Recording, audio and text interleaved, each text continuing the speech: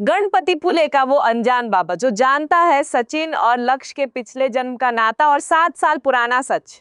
गणपति फुले के पावन मंदिर के सामने जब सचिन अपनी टैक्सी खड़ी करता है तो उसे अंदाजा भी नहीं होता कि बप्पा की इस धरती पर उसकी किस्मत का सबसे बड़ा पन्ना पलटने वाला है। 7 साल का लंबा वक्त बीत चुका है। सचिन और सायली अपने जीवन के सबसे बड़े दर्द को समेटे अपनी प्यारी सी बेटी पूर्णा के साथ इस शांत जगह पर एक नई शुरुआत करने की कोशिश कर रहे हैं। सचिन का बदला हुआ लुक, उसके कटे हुए बाल और चेहरे की ये संजीदगी बयां करती है कि उसने 7 साल पहले जो खोया था उसकी कमी आज भी उसके सीने में एक गहरे जख्म की तरह है।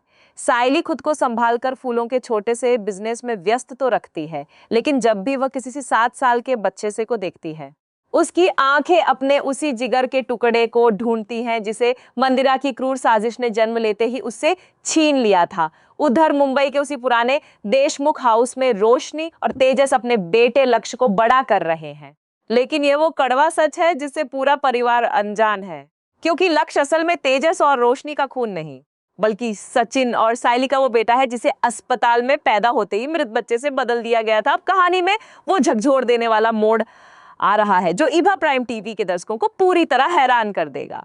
गणपति पुले के इस प्रसिद्ध मंदिर की सीढ़ियों पर एक ऐसा रहस्यमयी और बुजुर्ग शख्स रहता है जो वहां आने जाने वाले हर भक्त की आंखों का दर्द पढ़ लेता है।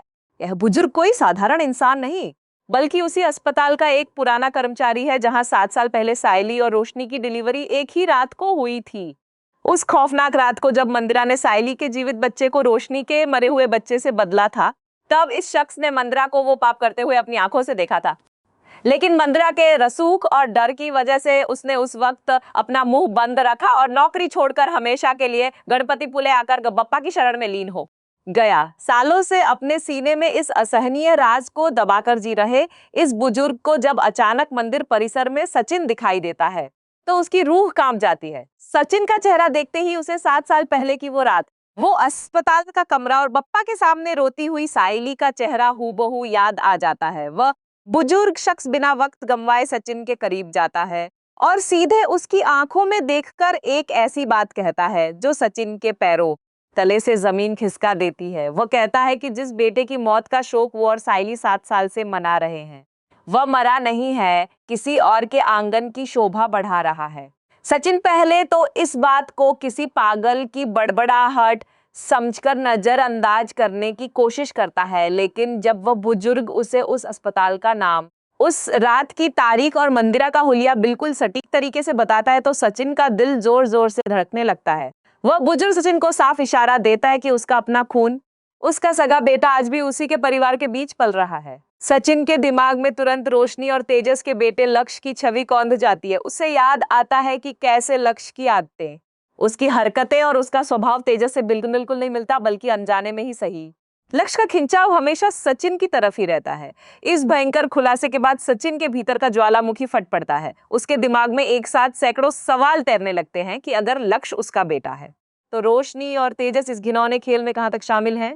वह इस सच को तुरंत सायली को बताने की हिम्मत नहीं जुटा पाता, क्योंकि वह जानता है कि सायली पहले ही मानसिक रूप से टूट चुकी है और बिना किसी पुख्ता सबूत के यह उम्मीद उसे और कमजोर कर देगी। सचिन बिना किसी को भनक लगे सीधे मुंबई के लिए रवाना होने का फैसला करता है।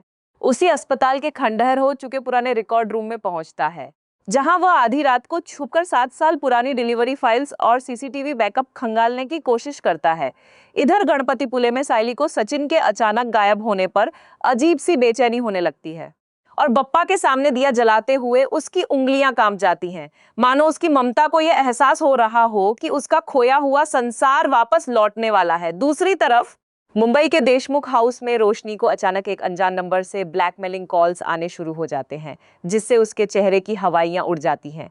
कॉल करने वाला कोई और नहीं बल्कि उसी अस्पताल का एक दूसरा वार्ड बॉय होता है जिसके हाथ उस रात का एक और सबूत लग गया है। रोशनी घबराकर तेजस से पैसों का इंतजाम करने को कहती है, लेकिन तेजस हमेशा की तरह अपनी अय्याश जिंदगी में मस्त रहकर उसकी बातों को हवा में उड़ा देता है। तेजस का यह लापरवाह रवैया रोशनी को अंदर ही अंदर तोड़ रहा है और उसे डर है कि अगर यह राज परेश जी या रेणुका के सामने आ गया तो उसका इस घर से पत्ता साफ हो जाएगा। उसे इस बात का बिल्कुल भी अंदाजा नहीं है कि सचिन पहले से ही उसके इस काले अतीत की परतें खोलने के बेहद करीब पहुंच चुका है। अब कहानी एक ऐसे रोंगटे खड़े कर देने वाले कोर्ट रूम ड्रामे की तरफ बढ़ रही है, जहां सचिन अस्पताल के पुख्ता दस्तावेजों और उस बुजुर्ग गवाह को लेकर सीधी अदालत का दरवाजा खटखटाएगा। जब कोर्ट के आदेश पर लक्ष्य का सीक्रेट डीएनए टेस्ट होगा, तब पूरे देशमुख परिवार के सामने वो हकीकत आएगी जो उनके होश उड़ा देगी।